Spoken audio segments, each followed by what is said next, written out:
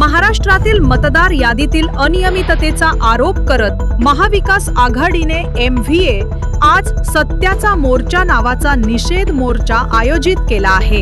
या मोर्चात Congress, Shiv Sena UBT, Rashtrawadi Congress SP आणि महाराष्ट्र नवनिर्माण सेना MNS सारख्या महाविकास आघाडी पक्षांचा समावेश होता।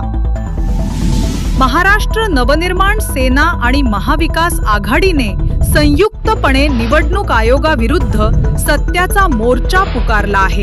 राज ठाकरे यांनी प्रश्न उपस्थित केला की भाजपचे सदस्य अजित पवार आणि एकनाथ शिंदे डुप्लिकेट मतदार असल्याचा दावा करत आहेत, मग निवडणुका घेण्याची एवढी घाई का?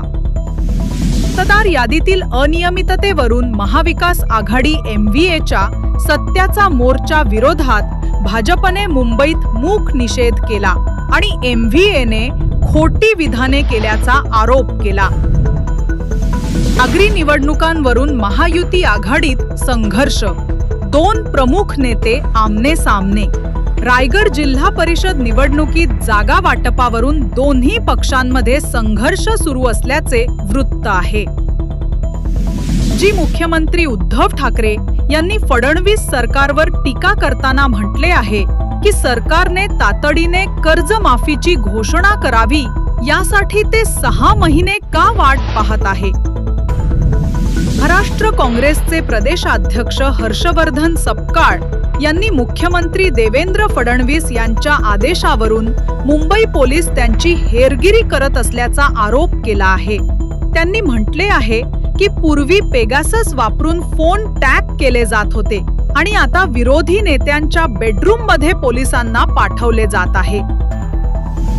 महाराष्ट्र राज्य माध्यमिक आणि उच्च माध्यमिक शिक्षण मंडळाने 2025-26च्या महाराष्ट्र बोर्ड परीक्षांची तारीख पत्रक जाहीर केली आहे। 10वीच्या परीक्षा 20 फेब्रुवारी 2026 सुरू होतील आणि 18 मार्च 2026 पर्यंत चालतील। 12वीच्या परीक्षा 10 फेब्रुवारी 2026 रोजी सुरू होतील आणि 11 मार्च 2026 पर्यंत चालतील। संपूर्ण वेळापत्रक अधिकृत वेबसाईटवर उपलब्ध आहे।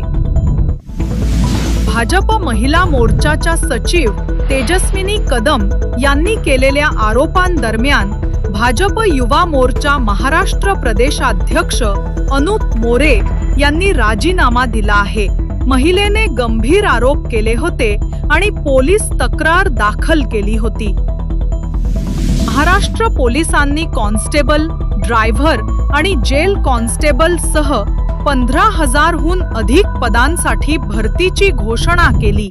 अर्ज करण्याची अंतिम तारीख 30 नोव्हेंबर 2025 आहे।